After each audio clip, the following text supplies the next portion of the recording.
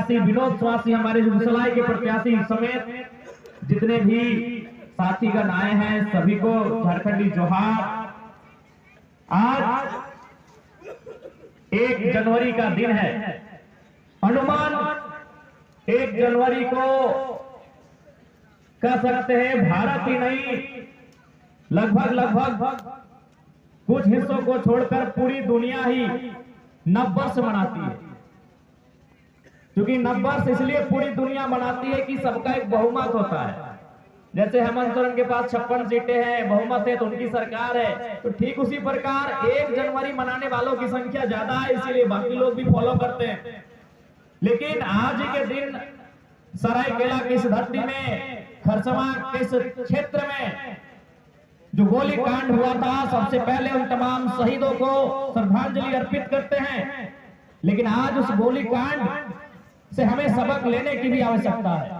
और आज हमें तो ऐसा लगता है कि भले वह गोलीकांड 1948 में हुआ था, लेकिन आज भी 2024 में भी झारखंड के हिस्सों में, जगह जगह के हिस्सों में आज भी वो गोलीकांड दोहराए जा रहे हैं।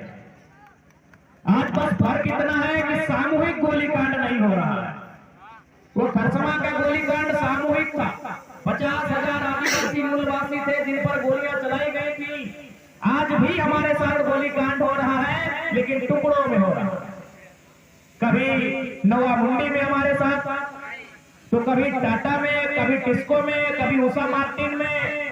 आज भी हमारे साथ 1948 की घटना आज भी दोहराई जा रही है। बस फर्क इतना है कि उस समय सीधा गोली मारा गया था, आज डंडा मारा जा रहा है, आज झूठे मुकदमों में फंसाया जा रहा है, आज यहाँ जेल की काली कोठरियों में भरा जा रहा है। बस इतना सा बदलाव हुआ। आज भी स्थिति वही है। उस समय गोलीकांड में शामिल थी उड़ीसा की मिलिट्री फोर्स यानी उड़ीसा की सरकार, और आज की गोलीकांड में शामिल है ये उद्योग घराने, आज ये कंपनी शामिल है आज की गोलीकांड में।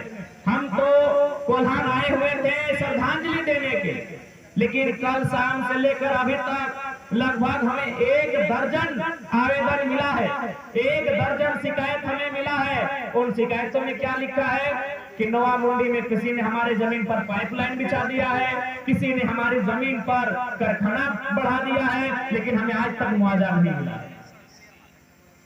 खरसवां का गोलीकांड वही था, जमीन बचाने की लड़ाई थी। आखिर खरसवां का गोलीकांड क्या था? खरसवां का गोलीकांड था जमीन बचाने की ही लड़ाई थी कि वे लोग खरसवां का हिस्सा उड़ीसा में मिलने नहीं देना चाहते थे। क्या था खरसवां का गोलीकांड? जमीन बचाने की ही लड़ाई थी, भाषा संरक्षण की ही लड़ाई थी, स्वाभिमान अस्मिता की लड़ाई थी। यही थी ना?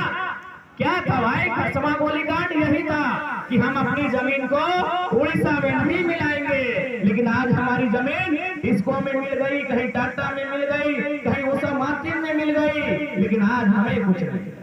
आज बहुत सारे मीडिया वाले भी बैठे हैं, हमसे कहते हैं कि आप उद्योग के विरोधी है क्या? नहीं, हम उद्योग के विरोधी नहीं, हम कंपनी फैक्ट्री के विरोधी नहीं है। हम बस ये चाहते हैं कि जिनकी जमीनों में फैक्ट्री है, जिनकी जमीनों में कंपनियां हैं, उनके उन रैयतों को 3rd और 4th ग्रेड की नौकरी आजीवन मिलना चाहिए जब तक कंपनी और फैक्ट्री रहेगी।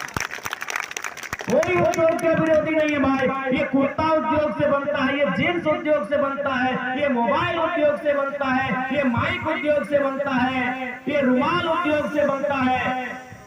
उद्योग के विरोधी कोई नहीं है। बस हम कुछ सुधार चाहते हैं, हम कुछ परिवर्तन चाहते हैं, और वो परिवर्तन मामूली है। आज टाटा की बात करिए, आज टाटा का संपत्ति 20 लाख करोड़ रुपया है। आज टाटा का पूरी दुनिया में नाम है, अच्छी बात है। लेकिन मेरा एक सवाल है कि जिन लोगों को टाटा ने जमीन देकर बसाया था, क्या आज उनके पास 2 करोड़ की प्रॉपर्टी है? तो मेरा तो बस एक रिटर्न सवाल है हमारा। जी हाँ, टाटा की संपत्ति 20 लाख करोड़ की है, लेकिन जिन लोगों ने टाटा को जमीन दिया, क्या वे लोग 2 करोड़ के भी काबिल हो पाए इन 100 सालों में? बस यही तो मेरा सवाल है। हम उद्योग के विरोधी कब से हो गए? हम कंपनियों के विरोधी कब से हो गए? बस हम आपके तरीके के विरोधी हैं, और अगर यही तरीका आपका रहेगा तो कल भी हम आपके विरोधी रहेंगे।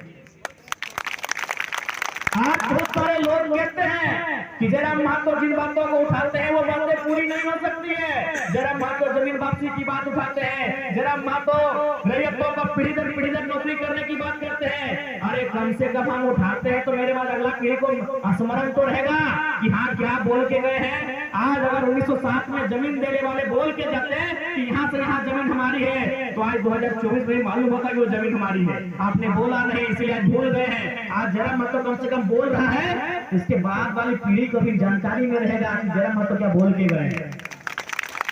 लड़ाई चलती रहेगी। आज लड़ाई हम कई वर्षों से लड़ रहे हैं, कई दशकों से लड़ रहे हैं, हमें लगता है सैकड़ों 100 सालों से लड़ रहे हैं, लेकिन लड़ाई लड़ रहे कि नहीं, क्योंकि हमें मालूम है। तो ठीक उसी प्रकार आज अगर जयराम महतो इन मुद्दों को उठा रहा है, अरे आज पूरा हो या ना हो, आने वाली पीढ़ी भी इन मुद्दों को उठाएगी। आज अगर हम ना बोले